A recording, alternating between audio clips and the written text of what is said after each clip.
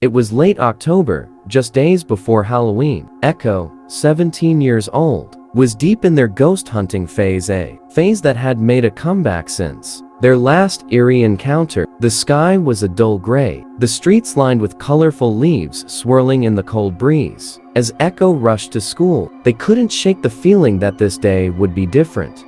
Later that night, Echo lay awake in their bed, staring at the ceiling. Doubts and second thoughts flooded their mind as they thought about Sarah's idea. They wanted to back out, to say something to stop this plan from going forward. But they didn't. Regret settled in like a heavy weight on their chest, keeping them restless as the hours dragged on. The next day, the four friends met up after school, the sun already dipping low behind the horizon. They walked through the streets of their neighborhood, each step taking them further from the comfort of home and closer to that abandoned house. Echo noticed how the leaves seemed to whisper as the wind rustled through the bare branches. A sense of dread grew with each step, but they kept walking, driven by something they couldn't explain.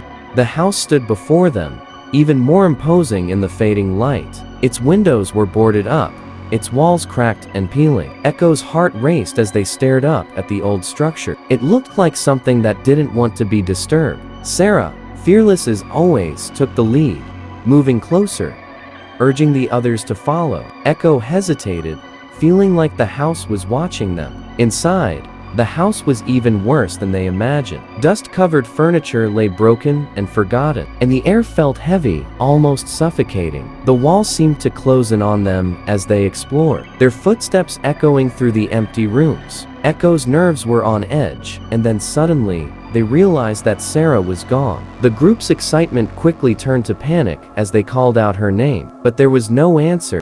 Echo stood alone in the hallway, their voice trembling as they called out for Sarah again. The silence that followed was deafening. The shadows seemed to stretch and shift, like they were alive, creeping closer with each passing second. Echo's heart pounded, each beat echoing louder in the suffocating darkness. Something wasn't right. This house was playing tricks on them. Then, in a forgotten bedroom, Echo saw her, a woman standing in the cracked mirror. Her face was pale, her eyes hollow and empty, and her mouth twisted into a smile that was anything but friendly. She raised a hand, reaching out toward Echo, her fingers like claws. Echo's body felt like ice as they collapsed to the floor, the world around them fading to black.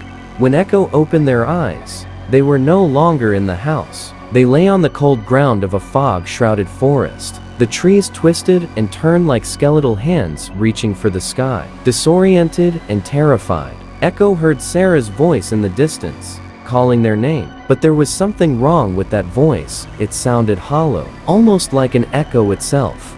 Echo's instinct screamed at them to stay silent, to not respond to that voice. It wasn't right. It wasn't Sarah. The voice got closer, more insistent, but Echo turned and ran, deeper into the woods, their feet barely touching the ground. Fear drove them faster than ever before, the darkness closing in around them like a living thing. Bursting into the clearing, Echo finally reached the house again, slamming the door shut behind them. Their friends stood inside, their faces a mix of relief and suspicion. Echo tried to explain, but words failed them. Sarah's eyes narrowed, staring at Echo with a look that chilled them to the bone. The tension in the room was palpable, as if the house itself was holding its breath, waiting for something to happen.